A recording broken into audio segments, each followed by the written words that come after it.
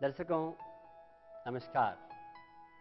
योग निरोग कार्यक्रम में आप सभी का स्वागत है। मित्रों, आज हम बात करेंगे वीरभद्रासन द्वितीय के बारे में। उसे किस प्रकार करना चाहिए, उसके क्या फायदे और नुकसान हैं। तो चलते हैं वीरभद्रासन द्वितीय के लिए।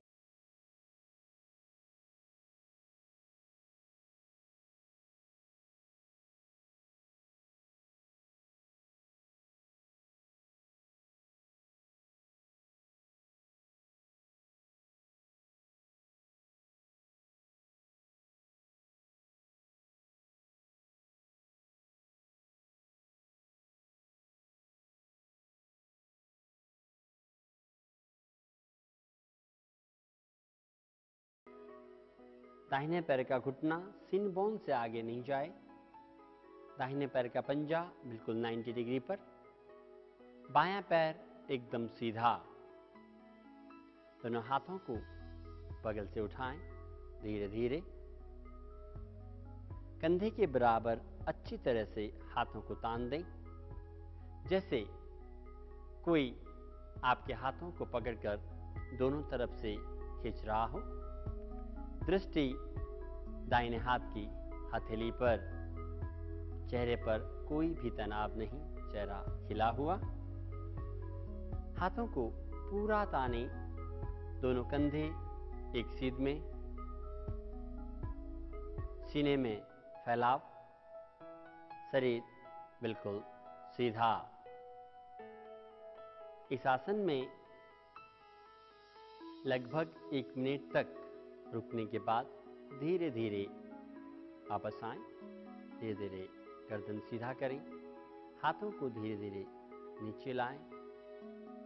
अपने घुटने को सीधा कर दें और समस्थिति, समान वजन। आसन करने के बाद आपके शरीर में क्या फर्क आया, उसे साक्षी भाव से देखना और अपने शरीर को पूरी तरह शिथिल छोड़ना। विश्राम करने के बाद हम दूसरी तरफ से करेंगे। दोनों पैरों में वापस 4-4.5 फुट का फासला। बायां पैर 90 डिग्री एंगल पर। बाएं पैर के पंजे पर दबाव देते हुए ईडी को बाहर की तरफ लाएं, 90 डिग्री एंगल। दाहिना पैर 60 डिग्री एंगल पर। देन धीरे धीरे बाएं घुटने को मोड़ दें। उसके बाद हाथों को कंधों के बराबर लें। हाथों को पूरा साइड में तानें। दाहिना हाथ दाहिनी तरफ तना हुआ, बायां हाथ बाईं तरफ तना हुआ। सीने में फैलाव।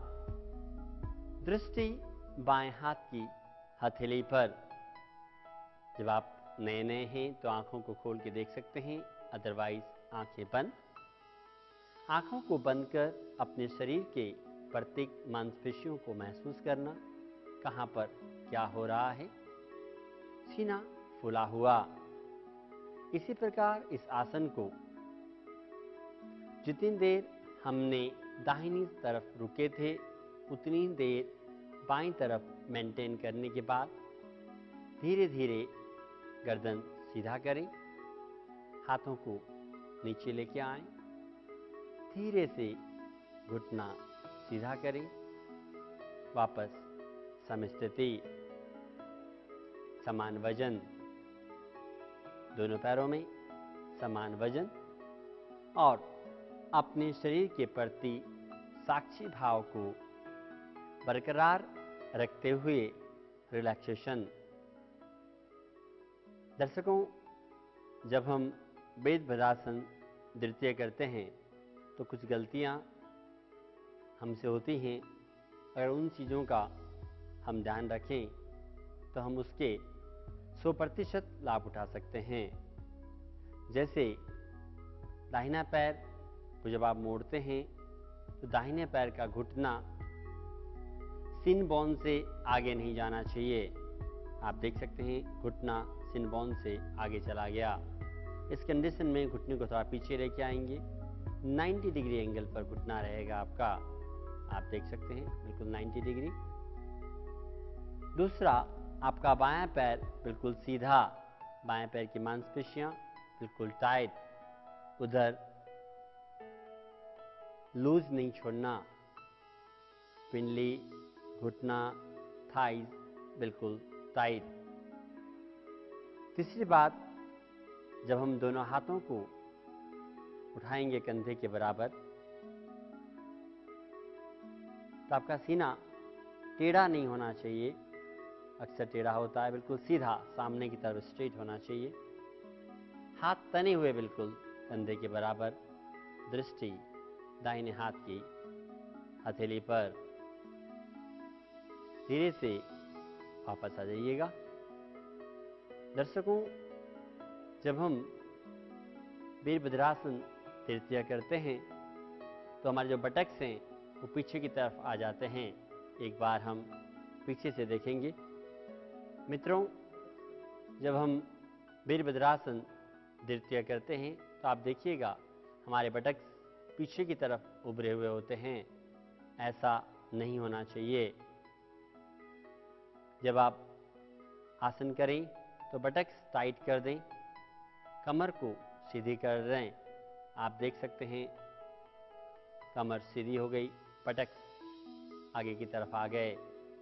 देन हाथों को कंधों के बराबर तानेंगे। अगर आप इन सब बातों का ध्यान रखेंगे तो आप वीरभद्रासन के 100% लाभ उठा सकते हैं।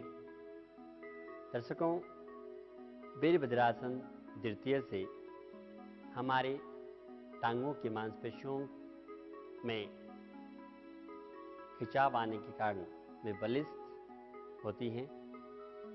हमारे जंघाओं और पिंडलियों के ऐंठन को दूर करता है। खड़े होने के आसन करने से पैरों में स्ट्रेंथ आने की वजह से और आसनों के करने में काफ़ी सहायता मिलती है।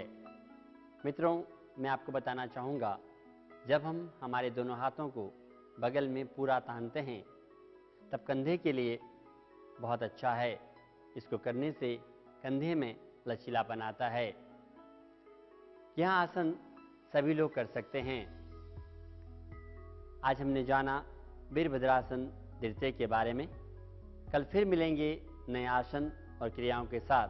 तब तक के लिए नमस्कार।